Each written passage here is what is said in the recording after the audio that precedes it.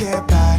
It resides between my eyes. Walked through the fire, came out better on the other side. See, life's like a beach if you find the sand. And right now, I feel like $100,000. You are listening to Inspired Insider with your host, Dr. Jeremy Wise. Dr. Jeremy Wise here, founder of InspiredInsider.com, where I talk with inspirational entrepreneurs and leaders like the founders of RX Bars who ended up selling to Kellogg for $600 million. Peter came on and talked about how they built that up. P90X founder Tony Horton talked about how he made money as a street mime. Gino, when he drove cross country, that's how he made food and apartment money. He put his hat on in the street. It was a street mime. And then later on, obviously went on to sell hundreds of millions of dollars of P90X. Atari founder Nolan Bushnell talked about, he was Steve Jobs' mentor, and Steve offered Nolan 33% of Apple for $50,000 and why he said no. So check out more episodes. This episode is brought to you by Rise 25, which I co-founded with my business partner, John Corcoran. Our mission is to connect you with your best referral partners and customers, and we do that through our Done For You podcast solution. And I believe if you are a business, you should have a podcast, period, hands down. I personally credit it to being the single best thing I've done for my business and my life outside of meeting my wife. Actually, my friend Jordan Harbinger of the Jordan Harbinger met his wife through his podcast. But the podcast has allowed me to connect with and form amazing relationships with my business partner, best friends, countless referral partners. And we basically help you completely run and launch your podcast. Most importantly, to get you ROI. So we take that 30-minute conversation, distribute it across 11 to 15 different channels, including your blog and social media. We've been doing it since 2009. And in my opinion, Gino, you'll relate to this. This isn't just about your business. It's about you leaving a legacy for yourself and for your guests. And it's much more personal to me because the inspiration is actually behind podcasting. Inspired Insider is the interview that the Holocaust Foundation did with my grandfather who survived Nazi Germany after being in concentration camps. And him and his brother were the only people out of their entire family to survive. And the video published, the interview they did with him is published on my About page. And so, yes, podcasting will help your business, but it also helps you and your guests leave a legacy. So if you have questions, first of all, if you start a podcast, if you have questions, you can email us at support@rise25.com. I'm super excited for today's interview, and we have Geno Wickman, and talk about making an impact. He's founder of EOS Worldwide, an organization that's helped over 70,000 companies use and implement EOS tools, the entrepreneurial operating system. They've built up an international team of over 300 professional and certified EOS implementers. He's the author of many books, including Traction, Rocket Fuel. I had Mark Winters on talking about Rocket Fuel in a previous episode. It's amazing. I use integrator and visionary terms on a weekly basis because of that book, and I encourage anyone to get that book also. How to Be a Great Boss and many more. His previous books have sold over 1 million copies, and his latest creation is called the Entrepreneurial Leap. And do you have what it takes to become an entrepreneur? He created it to help entrepreneurs in the making get a huge jump start on taking the entrepreneurial leap. So you can go to e-leap.com to get a free chapter. Listen, Gino, for $20 to $30 to learn from someone like Gino, who has successfully sold 2 businesses, helped tens of thousands of businesses within the trenches advice, it's an absolute steal. So just go to Amazon, go to Audible, get the book. I listen to it on Audible. It's fantastic. So if you're a parent or teacher and you want to identify the 6 essential traits, I think you owe it to get it. Like me as a parent of 2 kids, I listened to it and thinking, and we'll talk about this, you have certain beliefs about an entrepreneur. So it's really key to hone in on if your kids have these 6 essential traits. So out of high school, Gino just wanted to start making money. So he went straight into the workforce. He went from machinist to real estate to, at age 25, taking over the family business. And that was in debt at the time, to EOS system, to the present day. I'm going to stop talking. Gino, thank you for having me. Thank you for being with me. It's a pleasure to be here. I wanted to start, there's so many questions I have, but I wanted to start with your dad and mentors in general. We talked about your book, right? It's a virtual mentor, when you have books. I know you're a voracious learner, voracious reader. So I wanted to talk about some of your mentors, and I want to start with your dad. Your dad, if you can talk a little bit about your dad's background. I know he was like one of the number one real estate sales trainers. Talk about your dad for a second. Yeah, no, I'd love to. So my dad is a badass. He is a badass. He's the ultimate entrepreneur. Absolutely he was my number one mentor. There are two mentors I had in my life that had the biggest impact on me. And one of them was my business mentor, Sam Cupp, who taught me everything about business. My dad, I consider to be my life mentor, my people mentor. He taught me everything I know about, or most of what I know about people, leading people, communicating people, selling to people. He's just the master. And so he's a Hall of Fame speaker of the National Speakers Association. So just a rock star platform speaker. And he built the number one real estate sales training organization in North America back in the 80s and 90s. Yeah. He created a program called Sweat Hogs that revolutionized how residential real estate agents are trained to sell and earn six-figure incomes. And so he left quite an impact. And he's still around making an impact, but quite an impact on that industry and the world. Yeah. I watched a bunch of videos, and I know you and him, I think he was friends with Zig Ziglar. I remember in my car listening to like See You at the Top and Born to Win audio tapes in my car. Fantastic stuff. Well, Zig, just to clarify, Zig was my dad's mentor.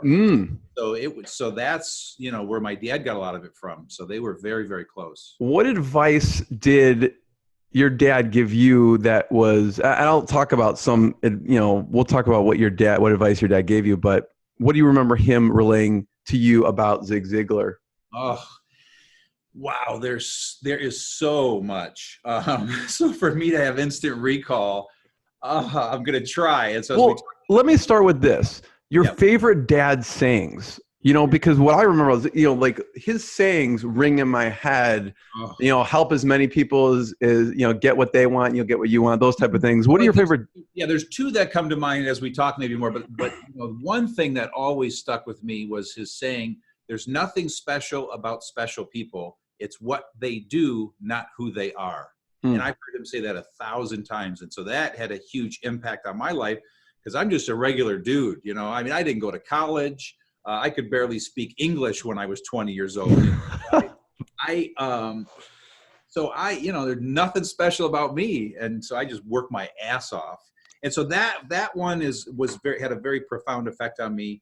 And then another one was whenever you're making a tough decision, whenever you're dealing with something in life, a difficult situation, it really only comes down to three choices: live with it, leave it, or change it. And so that I have used 1,000 times in the last 25 years. And so think about every aspect of your life: bad people that you're with, employees, personal, an issue you're dealing with, a problem.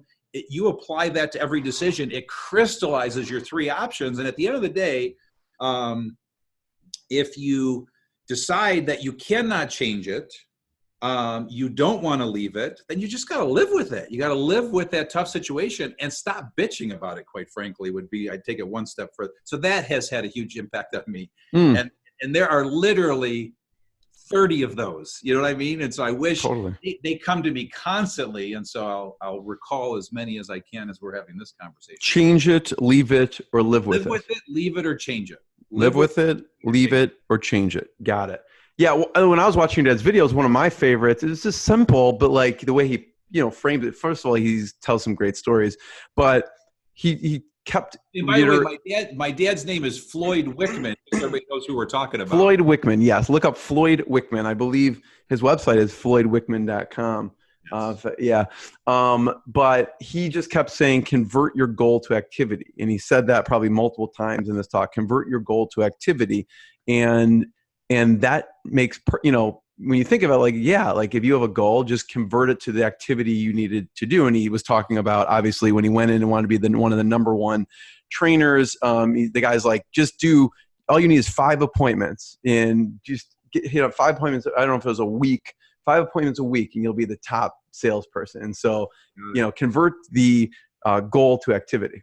Yeah, and then one other thing I'll grab there is, you mentioned the book Rocket Fuel, my book Rocket Fuel, and with Mark Winters, and the visionary integrator concept and how popular that is for you. I came up with that while running the family business because my dad was the visionary. I was the integrator in that relationship. And it was a bunch of data points that came to me that came to create that, label for those two roles. But my dad and I were this dynamic duo, visionary integrator, and that's how we were able to turn that business around and get it growing again. So he's the original visionary in this last 25-year journey, and now the 70,000 visionaries that are, living this life. Yeah, I encourage anyone to get Rocket Fuel because it helps you kind of if you're one or the other or combination, like who should you be getting on your team to get that Rocket Fuel, because you need both. Here. So what percentage, in Entrepreneurial Leap, you talk about 6 essential traits, and I'm curious, fusing Rocket Fuel into that a little bit. If you have an implementer and a visionary, is there a percentage of like, okay, there's a certain amount of implementers that maybe shouldn't be entrepreneurs, or do you see a percentage swing there? Implementer, I assume you mean integrator, right? Integrator, yes, integrator. And you're asking specifically what about the integrator? Yeah, integrator. Is there, like, if you have seen integrators, if we look at overarching, someone's an entrepreneur, a certain number of integrators are second in command, right? Yes. So have you seen a certain percentage of integrators are, yes, they maintain these 6 essential traits, or have you seen, maybe all integrator types have these 6 essential traits? You're asking a very important question. And so now I want to just for your audience and your listeners I want to create a little context so we have clarity here. So, everything we're talking about now is all part of the system I created, EOS, and the visionary integrator concept is vital in terms of what you need at the helm of an entrepreneurial organization. And when we talk about Entrepreneurial Leap, that's going to be a very different conversation, and we'll come back to that. And that's all about helping entrepreneurs in the making discover who they are. But the tie together between the two, just so we're not confusing that listener, is a person in Entrepreneurial Leap that we're going to talk about that exhibits those 6 essential traits, which we'll also talk about, is a visionary in the making as well. So now to come back to your question, so textbook, absolutely pure definition of a visionary and integrator. A visionary is that founding entrepreneur with those 6 essential traits, this wild and crazy being that has ADD, and they're the builders and the creators of almost everything on the planet. A visionary, a pure visionary, like we're talking about, the ideal scenario is they need to be counterbalanced with an integrator. An integrator is very, very different than what I just described, because an integrator runs the day-to-day of the business. They're the glue. They harmoniously integrate all the major functions of the business. And so those two roles are very different. And so I would not cross those definitions because that can be dangerous. Now, if that makes sense, absolutely, there are visionary integrator dynamic duos that co-found a company. That's what I did with my partner, Don Tinney. And so that integrator, while they may not have all of those crazy 6 essential traits, they're still a business owner and partner with that visionary. But Right. if you're a pure integrator, that's your God-given ability, COO, number 2, whatever you want to call it, odds are you're not going to go take your own entrepreneurial leap. You want to attach yourself to a wild and crazy visionary, and that combination will absolutely be rocket fuel, hence the name of the book. Yeah, that's why I mentioned it, because if you're reading and listening to Entrepreneurial Leap and you have some of these tendencies and then the thought of it really excites you, but you are an integrator type of person, more operations you want to implement, then you sort of need, from what you're saying, you need to kind of team up with someone who is that visionary. Yeah, hitch your wagon to a visionary. And that's one of the prescriptions I give in the book, because if you don't have these 6 essential traits, but you do have a passion and a love for entrepreneurship, just hitch yourself to a visionary. And what's important to understand is there is a rare small number of people, 1 out of 20, that possess both abilities to be both visionary and integrator. I happen to be one of those. That's why I was the integrator in the family business. But at the end of the day, given the option, I'm a visionary. I want to play in the visionary seat. And that's what I've been doing for the last 20 years. Yeah. And we'll get to the 6 essential traits, but I want to, so Floyd Wickman, your dad, was a big mentor. You mentioned Sam Cupp. Sam Cupp, I think you had mentioned in the past, has built up a $300 million business. What were some of companies? Yeah, totaled $300 million of revenue, annualized revenue. What lessons did you learn from Sam? So many. So one of the greatest things I learned from him, that is one of the main tools in the EOS system that I created, is a scorecard. So he taught me scorecarding. And scorecarding is, as I've come to define it, it's basically just looking at your weekly numbers and having a pulse. But I define it as identifying the 5 to 15 most important activity-based numbers for your business. So as an entrepreneur, as a business owner, those are what you look at every single week. You're looking at that scorecard. It has 13 weeks of patterns and trends. And so you have a pulse on your business at any given point. So he taught me that powerful concept of scorecarding, measuring, having a pulse on your business through numbers. And you would meet with him regularly. Yeah. So in the beginning, in the early stages, we met every month for probably, I would say, 3 years, and then less frequent after that. But every month, 1 to 2 hours for 3 years. And I would come to him with all of my questions and my problems and my issues. He would give me his 2 cents. And so I just kind of learned at his feet, almost as an apprentice. It was the most incredible opportunity. Was there a certain format? Yeah. And when I say it was an incredible opportunity, it's an incredible opportunity affordable to anyone listening. You just got to go out and you got to find your mentor. So there was a format, and I highly recommend that there always be a format, but the format is not the same for every mentor-protege relationship. And then ironically, we're talking about this subject, my dad wrote the book on it. So he wrote a book called Mentoring. So it's out of publication. He wrote it 25 years ago, but you can still buy it used on Amazon. And he walks you through A to Z how to do this. And then I actually boiled down the whole book into a page in this new book, Entrepreneurial Leap. So I do teach the reader how to go find a mentor and all that. But in terms of a format, again, for me, it was an hour or 2 every month. But, meeting once every quarter, meeting once a year, meeting once. So you just got to figure out what the right formula is for you and your mentor, because it really comes down to what it is that you want, what it is that you want, what it is you're trying to learn. Do you have multiple mentors? But yes, agreeing on a format and committing to that. And for us, it was monthly. Another, I don't know if you call him mentor, but, and this will, I think, help tell a little bit of your journey, because I want to give people kind of an overview. If you can quickly give a timeline. So quick overview. So you went out of high school, machinist, mail order business. Yeah. What was next? Real estate?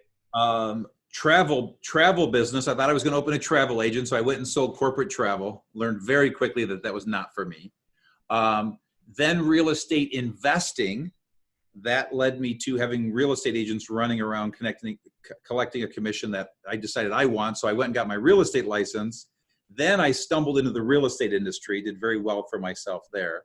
And then having been a real estate agent, making a 6-figure income at 23 years old, taking all of my dad's training through his business partner, I fell in love with that company. And so then getting involved in the family business, going from making 6 figures to 25 grand a year, starting at the bottom, selling his products door to door, working my way up through the organization, took the business over as president within a year and a half, did the turnaround, ran it for 7 years. We sold the business. So sold the business, stayed on for a year and a half, then took 9 months off, took a 9-month sabbatical to go soul search, get back into shape. That whole experience nearly killed me. I had a full head of hair going into that. So got back into shape, bred like a madman, and then tried to decide what my next thing was, which I discovered. Then set out to help entrepreneurs run their companies. After 5 years of doing that, I honed and refined and created EOS. Joined forces with a partner, Don Tinney, and over the last 12 years, he and I built that company to what it was. We sold it last year and still own 12%, still own all the books. I'm still the EOS guy, but now this next era is going to be all about Entrepreneurial Leap. Yeah. I just wanted you to give an overview because it's, overnight success after 30 years, Add a little fun color for your listeners. Yeah. Through that whole timeline, let me see the math. Broke at 21, broke at 24, and flat broke at 32. So that will help as well. So I was a millionaire by 31 and $200,000 in debt by 33. Not just broke, flat broke. And having the 6 essential traits are a blessing. Yeah, I mean, it's overnight success after 30 years. But one of your mentors, which kind of relates to the timeline, is Mike Palin. Yeah. I don't know if I pronounced his name right, Palin or Palin. Palin. Mike Palin. Because he had an integral, he kind of was inserted in some of these turning points, right? I'm glad you brought him up because I call him my guardian angel. He's in the acknowledgments in every one of my books, and he has stepped into my life. He worked for us in the family business, and he and my dad were an incredible team from the training and the stuff that they did. Anyway, at 3 points in my life, he literally altered the course of my life. And so quickly, those 3 times are asking me to speak at an annual event on business, which I was terrified to do. I was a year or 2 into running the family business. He saw something in me I didn't see in myself. So I spoke to 1,000 people on how to run a business. And that was a light bulb moment. Why was that a turning point? For you? Because I realized that I love to teach and I love to talk about business and help people run their businesses. So the whole thing was how to run your business successfully. Got it. Number 2 was during that 9-month sabbatical when we sold the business. I finished my 1.5 years transitioning the leadership team. And so during that, he handed me a book called The Monk and the Riddle. And the book, basically in a nutshell, was about a guy who called himself a virtual CEO who helped business owners. And I finished that book, and the light bulb moment was there that I am going to become a virtual CEO. My corporation is called Virtual CEO. And so I realized at that point that there is a place in the world for people like me to help business owners. And so that was number 2. And then number 3, he is the one that introduced me to Don Tinney, my business partner, that helped me take EOS Worldwide to the moon. And that's all Mike Palin's doing. So he's my guardian angel. It's incredible how he just steps in at the right time and hands me something, be it a person or a book or an opportunity. Why did he introduce you to Don at the time? Well, because when I decided that I'm going to leverage EOS, I said to myself, I've got to find that person, I called it. And I bullet pointed out these 15 bullet points. That was the perfect partner for me to help me take the company to the next level. And, things like certainly the core values and all that, but somebody who is open to a risk reward situation. And so I put that out to my network, and Mike Palin said, I got the perfect guy for you. And what were some of those? Do you remember some of those things on that original list? Yeah. So it was, all of my core values. And so some of my core values are things like do what you say, grow or die. So somebody that exhibited those kind of things. The risk reward scenario said that they are comfortable, making only deriving what they make and possible equity through performance. So that was really important. It was somebody that, was capable of running the day-to-day, somebody who's capable of keeping up with my pace, somebody that was able to, my deal with EOS Worldwide, because I was also working with clients, I devoted 45 days a year to EOS Worldwide in those first 10 years as the visionary of the company, and that's it. And so somebody that was comfortable working in those parameters, so things like that. So it's just me painting a vivid picture of this person. And I just believe when you have that level of clarity for who you're looking for and you put it out to the universe, it always comes. And that's what happened through my guardian angel, Mike Palin. Yeah. I mean, it's a big lesson because you really documented it out and you thought about it, and if you didn't do that, he may have not come up with that name at all. Now, I would have ended up throwing somebody at the problem, and we'd be miserable 2 years in. The other interesting part is some people just forge ahead by themselves in these situations. And you knew, I need a partner in crime. Most do. So going back to that visionary integrator conversation, most visionaries go it alone for the first 5 or 10 years. And that's what EOS is, a big part of what EOS is about, is we're helping this visionary who's killing themselves, who's absolutely hit the ceiling, realize you're missing this piece to your puzzle. And once they bring that piece in, boom, they grow to the next level. So yeah, most go it alone until they realize, holy crap, an integrator is going to save my life and my company. So I want to hone in on, as you heard from the intro in the beginning, people see you really influential, really successful. So I like to hone in on the flat broke day. Yeah. Because it wasn't always like that. And you talk about this in your book, actually, is there's a dream scenario and a nightmare scenario, right? And some of the things that people can do to avoid that nightmare scenario. So start with that, but I will go back to that point in time, that flat broke time. So talk about the nightmare scenario and then some of those things that people can help them avoid that nightmare scenario. And, a little more, another piece of context again for the listener. So now we're moving into this Entrepreneurial Leap content and book. And what's really important for your listeners to understand, the book is written in 3 parts.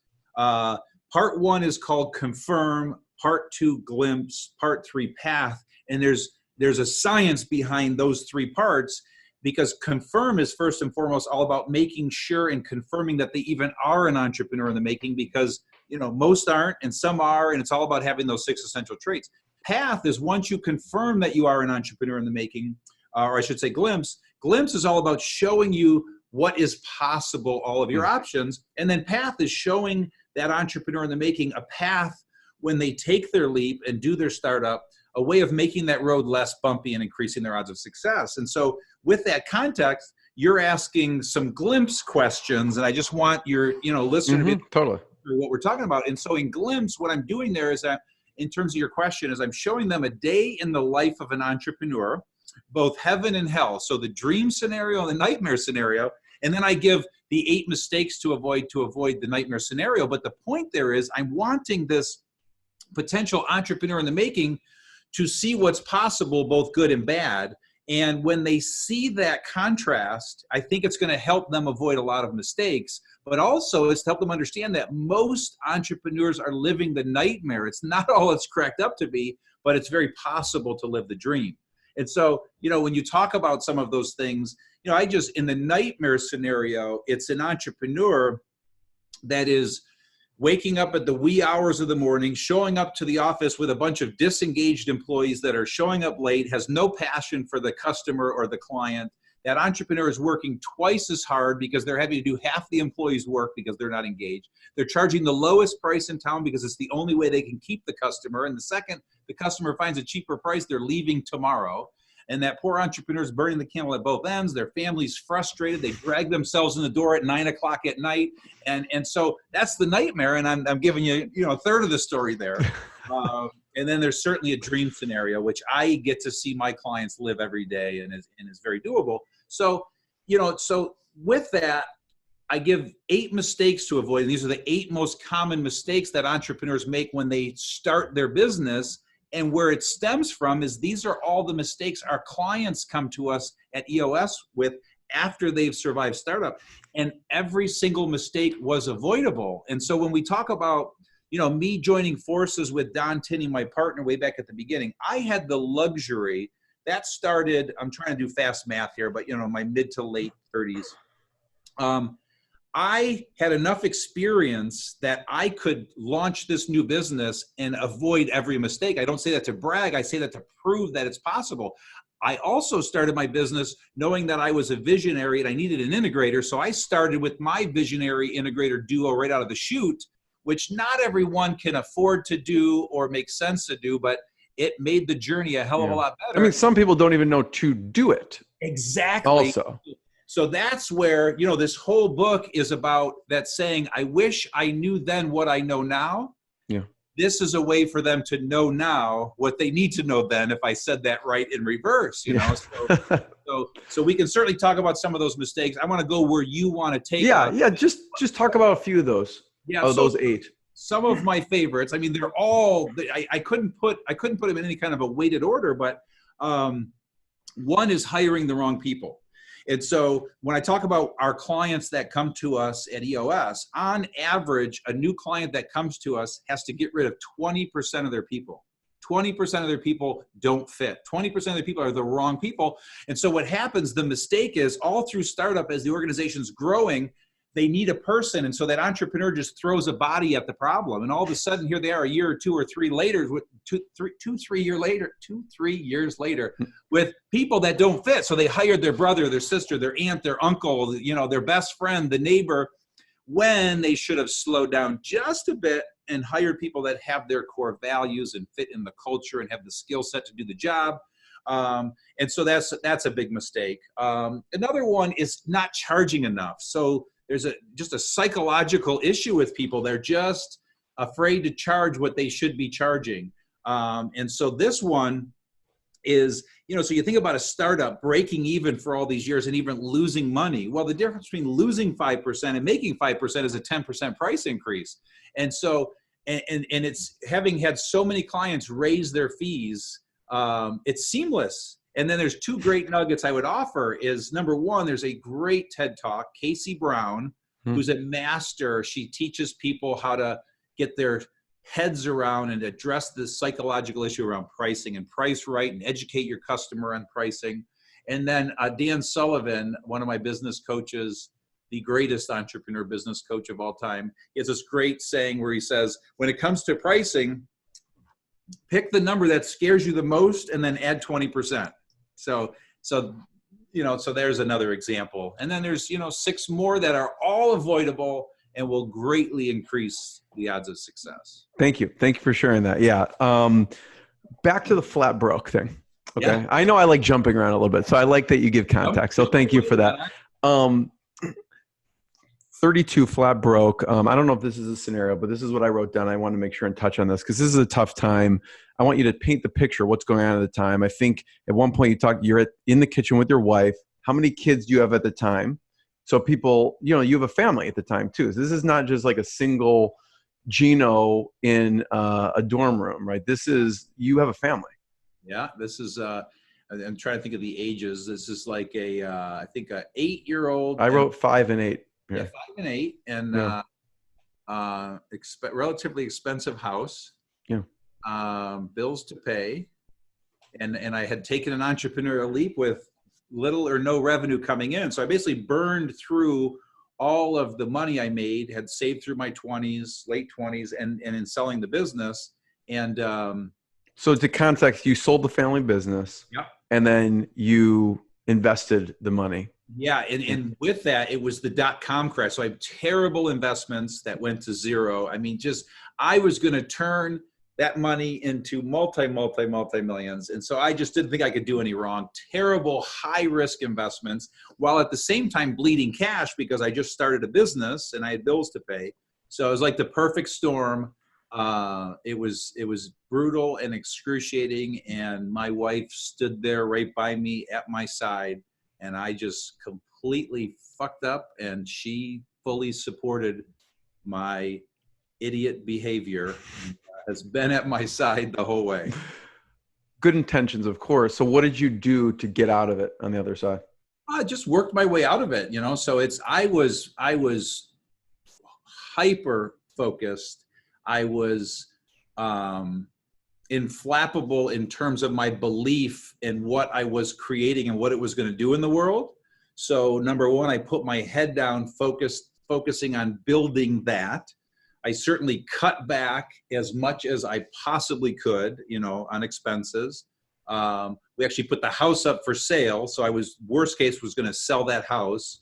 And then fortunately, started turning the corner and turned the corner. And I have been one hell of a conservative investor ever since. So what did you do at that point? What turned the corner? Was this this is the beginning of EOS? Yeah, this was the beginning of EOS, was me finding companies that would let me help them, having no idea how the hell I was going to help them. So finding one and practicing on them, and finding two and listening to their problems and creating tools and calling on all the authors and thought leaders that I have been reading about and learning about, and then honing and refining and creating tools. And so in that very first difficult 2 years, it was finding my first client. I would charge a daily fee for my time. And so I was charging that daily fee and then finding another one and another one. And I had great networkers that were big fans of mine that would refer me clients. And so I found one, then another. And then by the time I had 5 or 10, then they started to refer me. I started to build a reputation, started to see some huge results, and it all kind of took off from there. And so it was one daily fee at a time, covering a 6-figure nut, and then surpassing that, and then reinvesting in the business. So it's a pure 100% bootstrapping effort. Don and I started EOS Worldwide with, it was like, I had to text him because I couldn't remember, but it was like $3,000. You know what I mean? So this bullshit about, going out and raising funds and venture capital. And the first step, everybody thinks entrepreneurship is go raise money. No, 95 plus or minus 2% of people don't raise money to start a business. So most people, you go sell. Please bootstrap. We did it on no debt. We've never had debt. Anyways, I've become a very conservative, aggressive entrepreneur. Yeah, I mean, what I wrote, third and final time. Gino, what I wrote down is rough first year and a half, 2 years. You were in the coffee shop, as you say, pouring over the dots, and you changed the model. One of the things that helped change things around, you changed the model a bit as far as I don't know if it's pricing or licensing. Talk about what you did there that actually turned the corner. Yeah. So, so what you're talking about is, I feel like you went and you interviewed all the people in my life, because I'm wondering where you're getting these damn insights and questions from. So, this was a year and a half into Don and I building the company, and the model was, so I had created this system, EOS, this holistic operating system for a business, and nobody was calling it an operating system back then, a system for managing people. There were certainly software operating systems. Now everybody's trying to create an operating system. So I had created this thing, and it was working, and it was working well, and it was, helping to grow great companies and that wonderful stuff. So Don and I joined forces to then take this thing to the world by building a team of EOS implementers. And so it's really hard to do, to go find these needles in haystacks, but we would find one, then two, then three, 50% failure rate, but we just kept finding them and finding them and finding them. Well, about a year and a half in, we probably had, 15 implementers, and the model just was not working. And so Don and I were still pulling no money out of the business at that point. I was working with my clients. My revenue came from my work with my clients. His revenue came from his work with his clients. And so the business just was not economically working. And it was generating enough to run the business, but it was a break-even business.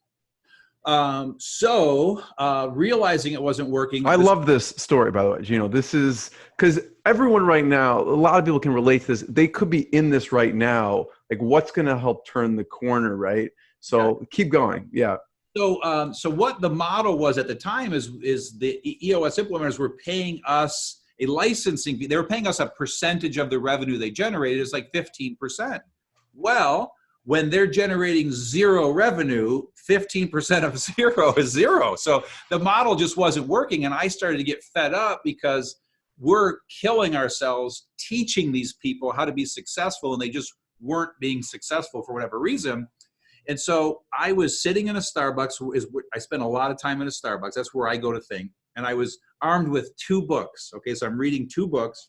One is called a Seth Godin book about tribes, and the other one was a book, The Starfish and the Spider, and it's about starfish organizations and spider organizations, and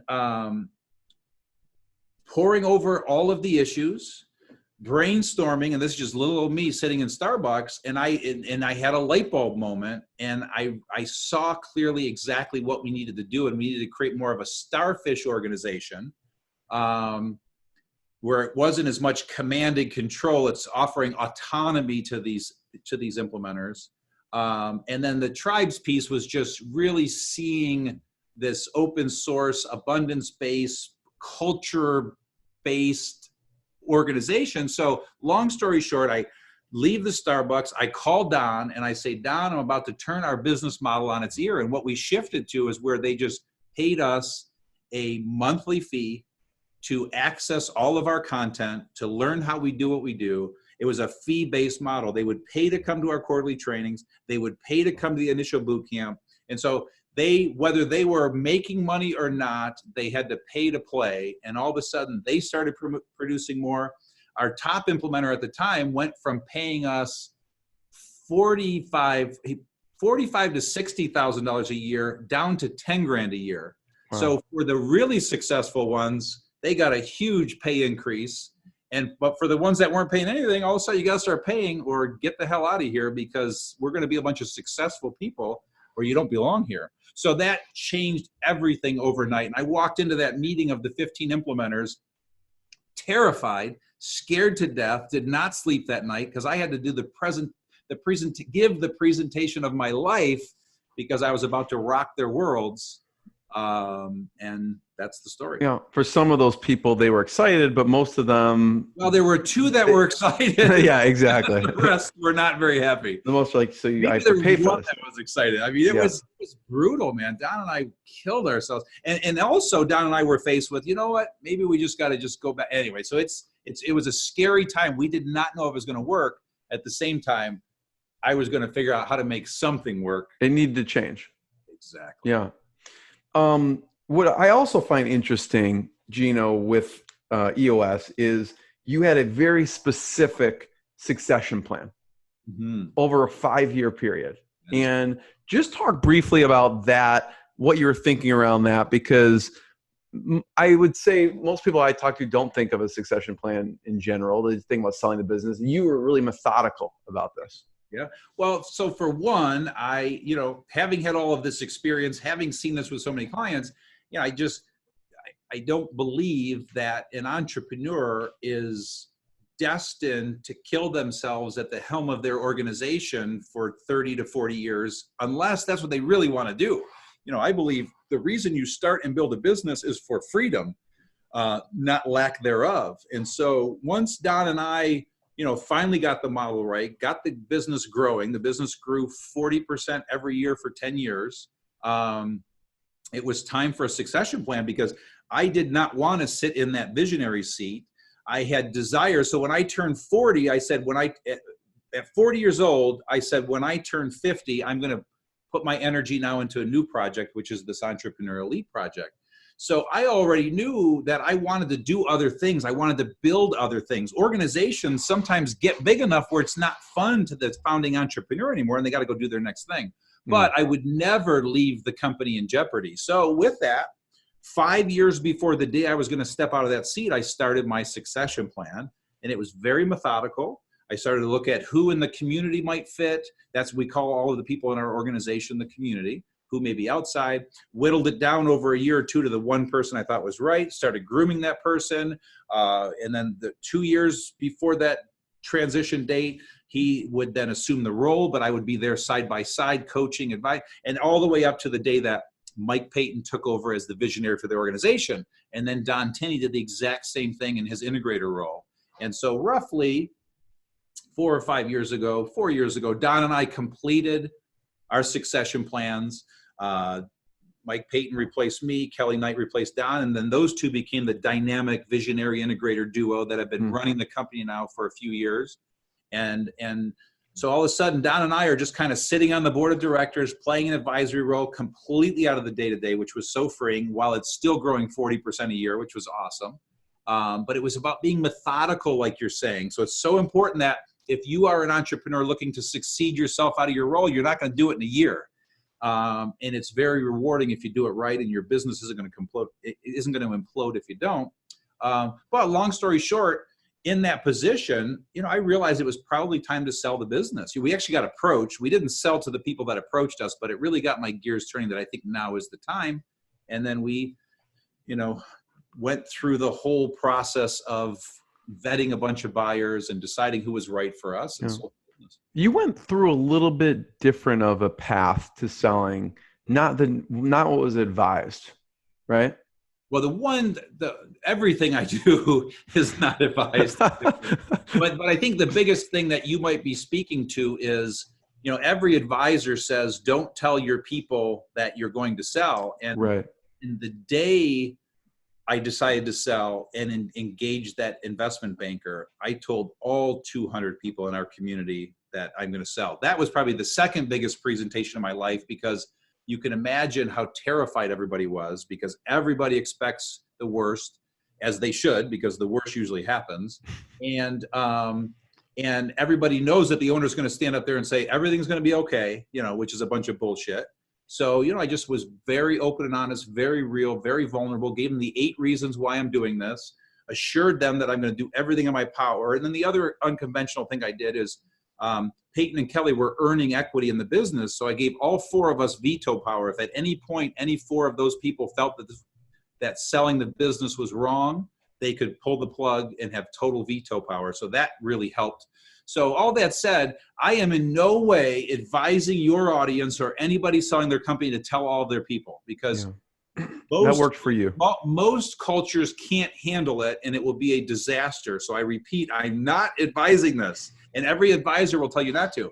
But I did it because that's what helped me sleep at night, and our culture was strong enough, and I'm open and honest enough. I mean, it's a transparent organization that that did 80% of the heavy lifting for me. Yeah, but some of the buyers were EOS implementers too, right? So yeah. Did sharing that help? I think so. We sold to private equity, and as we were going through the process, I just shared with the private equity company that my dream is that the implementers can invest in this company. And if your listeners know how private equity works, the private equity is going to put a bunch of money into this thing, and all they did is they opened up, whatever the number of millions it was, and said, if you guys want, we're going to open up this much. And I think we had 30 of our implementers invest. That's amazing. So they got to be partners in the business. That's great. And so, now they're my partners because I own 12% of that business. I'm a very silent partner, which I love, and I'm focusing my energy on the thing. So thank you for sharing that. Let's talk about Entrepreneurial Leap. And first of all, you can go to e-leap.com. There's a quick assessment. I actually encourage everyone to go on there and take the assessment. There's also, you can get a free chapter there, but just go on, put your assessment in and have it forwarded to you. And I wanted you to talk. Let's quickly hit that. I'll do this in 30 seconds for you. So to your listener, the assessment is going to help you determine if you have those 6 essential traits, and get ready. Here they are: visionary, passionate, problem solver, driven, risk taker, responsible. If you don't have those 6 essential traits, odds are you're probably not an entrepreneur that's going to build a 10 to 250 person privately held company. Odds are. And that assessment will help you. And that's all part of the confirmed step in the book. Thank you. Yeah. And they should have their children. If they have kids who are teenagers or beyond, they should tell them, go on, take this. And and so my goal and hopes and dreams is that, my math and everything I've seen in the work with Rocket Fuel, I believe it's about 4% of the world has these traits and is a true entrepreneur. And so my intent is to find them wherever they are, because in some cases it's a 14, 18-year-old. In some cases it's a 40-year-old in the corporate world that followed the path and realized, holy shit, I don't belong here. They hate sitting at that desk, and they just want to. So that's an entrepreneur in the making. And so I want them to find them. And so yes, but then like you're saying, if you're somebody that teaches and educates entrepreneurs in the making, if you're the parent, a guardian of one, yes, this book will help you understand them, help them understand themselves. And so yes, please. It's a great resource for that. So Gino, out of those, I know you dedicate a lot of time. I don't know if they're not in any particular order, but you dedicate a lot of time in the book about the passionate piece. Yeah. Why? Yeah, and with that, so in that first part, I'm taking that reader into great detail and painting in vivid color each of those 6.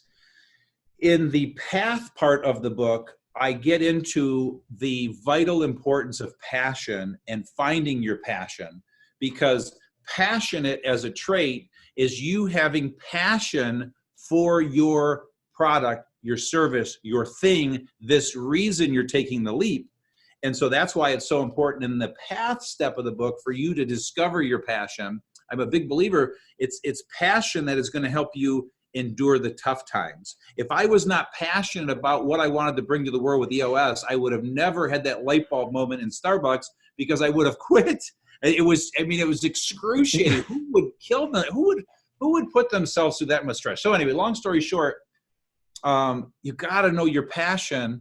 And so then what I do is help understand what that means, why that's so important, but how to discover yours. That's because I'm a practical how-to toolsy kind of a guy. And so I get into then how you do that. I'm not just saying, go find your passion, showing you to do it, You have confirm, glimpse, and path. And back to the very beginning, what I think is important about this book is you have I don't know, in some circles would be controversial and some not, but born an entrepreneur versus learned, your stance on that. Yeah. So I love it, and it's controversial, and I think the world is split down the middle on this one, but I am convinced that it is absolutely nature over nurture. You are born with these traits. They are genetic, and what's interesting now with all this work around genetics and DNA and all that, they're starting to see the genes that are entrepreneur genes, and so you're going to know when your kid is born on day one that whether they're an entrepreneur or not. So I look forward to that day coming. But so I believe you're born with it. I absolutely believe it's genetic. And so like one little example I like to give, and there are a lot of them, but so the 6 essential traits, number 6 is responsible. And that one's always a little bit jarring to people because they're thinking, how is responsible an entrepreneurial trait? Well, it is, because it's a true entrepreneur takes total responsibility for the outcome. When they drop the ball, they look in the mirror, they say, that one's on me. And so people that blame everyone for their problems will struggle with entrepreneurship. And so there's 2 types of people in the world: people that blame everyone for their problems, and then there's people that take total responsibility for all their problems. Well, here's how you know it's genetic and it's nature over nurture. Because in a household with 4 kids, you can put everybody in the world into one of those 2 groups. Well, you'll have a household with 4 kids where 2 kids take total responsibility, 2 kids don't take any responsibility. How the hell did that happen with the same parents parenting them for 18 years? So, you're born with it. And by the way, to whatever degree of responsibility you take, whether you don't or you do, extreme cases of those are both psychological disorders, because people that take too much responsibility, it's as much of a disorder as people that blame everybody for everything. So I'm not here to say which one is good or bad. I'm just telling you what is. When I look at all the successful entrepreneurs I've worked with, I've interviewed, I've talked to with all of this content for the last 12 years, developing this and writing this book. Do you, as far as people thinking this is learned, let's say someone completely disagrees with you, right? You're not born with it, you learn it. What's the biggest argument you see people have for the being learned? And then what do you tell them? Yeah. So, well, first of all, my favorite thing to say is entrepreneurship is not something you do, it is something you are. Mm-hmm. And so with that statement inherent in that, I do get concerned about people trying to teach a process to be an entrepreneur, right? Because the reality is, here's the process to being an entrepreneur. Is best I can give somebody a process. You have an idea, you take a leap, you get your ass kicked for 10 to 20 years, and then you emerge a successful entrepreneur, hopefully, because odds are you're going to fail if you look at the odds. That's the best, because when you take the leap, there are 7,000 different issues, directions, pivots, as they say, evolutions you have to make. And there's no book you can read on what I did in that Starbucks. There wasn't a book I can read that said, here's how you change the model of So it's those traits are what help you survive that. So when you ask, what's my best argument when somebody's saying that, I haven't. What I like is that I have not had too many people debate me on that just yet. So maybe more people believe this than I think. The responsible trait argument I just gave you is the first one I always go to. Mm-hmm. But other than that, I don't have this other nugget, because the responsible one is probably the biggest nugget, because that's the one I use most. It's interesting because that's kind of the fundamental premise, and you go, you take the assessment, you learn whether it's your child or whoever it is, and maybe it puts them on a faster path to what they should be doing anyways. And think of Geno in high school, right? How would you have structured or changed high school knowing that you were an entrepreneur? Like at that time, if you're like, this is my DNA, this is what I'm gonna be doing. Obviously I know, I'm doing research, you weren't successful in terms of GPA, if you judge it on GPA. How would you have changed? How do you change the education system now to support someone who knows they're an entrepreneur? Yeah, I love that you're asking that, because the whole reason I wrote this book is the old saying, we teach what we needed the most. Daniel Kennedy saying, we teach what we needed the most. So I'm teaching my 18-year-old self who is lost, confused, right, insecure. So, the beauty is there's some things I wouldn't change because I was savvy enough to know that college wasn't for me. So as my friends went off to college, I had the balls to not go, number one. Number two, I was doing entrepreneurial things all through high school, which people should do. So I was selling candy, selling fireworks, I was selling stuff. I was doing stuff. I was shoveling driveways. I was cutting lawns. I did all those things to make money. So I was practicing, learning. I sold stained glass that my brother made. So those things I wouldn't change. And again, for me, I wouldn't go to college. I do a whole chapter in this book on college or not. And it's really fascinating because I'm not saying if you're an entrepreneur in making, you shouldn't go to college. You should probably take some different classes than what you think you should take. So I go into that in great detail. Let's not do that now. But to your question, what I have had to figure out the hard way is how to educate myself. So the reason I'm writing this and what I would do different is I wish at 18 I would have known that I was an entrepreneur in the making. And that's what I hope this book does, because if I had known that, I would have been a lot less insecure, and I may have still done all the jobs that I did, because my urging is, please go get to work, do stuff, try a lot of stuff. That's the only way you're going to figure out your passion. So I don't know that I would change a darn thing, but psychologically, I would have been a different person, because I was such an insecure, scared person from 18 to, 20s, mid to late 20s, until I really realized what I was and that there's a place in this world for me. So my psyche would have been different, but I don't know if I would have changed a damn thing, because they all taught me so much. Yeah. You said at some point when you entered into EO, you looked around and said, everyone's as fucked up as me. That's it. That's the line. And so I'm sitting there, 6 to 12 meetings, and we met every month, and we're talking about our problems, and we're solving each other's problems. And these are some of the greatest people in the world, just great entrepreneurs. They're still my lifelong friends. But I sat there and I looked around, and I'm thinking, because I thought I was the only business owner dealing with these issues, and this screwed up and all that. And you have the quote exactly right. And I said it in my head. I didn't tell them, but I looked around and I said, wow, these guys are as fucked up as I am. And it was that moment that I went, opportunity, man. There is a freaking opportunity to help these people. So that was, 28 years old. And so I had already started to get clear. I had already done that talk on how to run a business that Mike Palin got me to do. So it's all these great little data points that got me clearer and clearer. But that's when I realized, holy cow. And half of them ended up becoming my clients. I left the organization because of it, because it wasn't healthy to be on a forum table when half of these people are your clients. But Geno, I just want to be the first one to thank you. I want to end on one thing. Just thank you for your time. Thanks for, sharing your knowledge with the world. So I encourage everyone to go to e-leap.com, check out the book, take the assessment, get a free chapter of the book, order on Amazon. At some point, we're going to put out we're going to give away a couple. John and I are going to give away several of the Entrepreneurial Leap books. So I figured we'd end on books, some of your favorite books of all time. You're a voracious learner. And one of the last parts of Entrepreneurial Leap is you list a laundry list of resources and books and podcasts. And so some of your top books of all time outside of your own, which we mentioned. Yeah. And so I won't be able to remember them all. So the list of books and resources in the book that I wrote, is also on the website. So please, any books I miss, you're going to see my list of books. Just go to e-leap.com, like Jeremy said, and then you'll see that under resources. They're all listed there.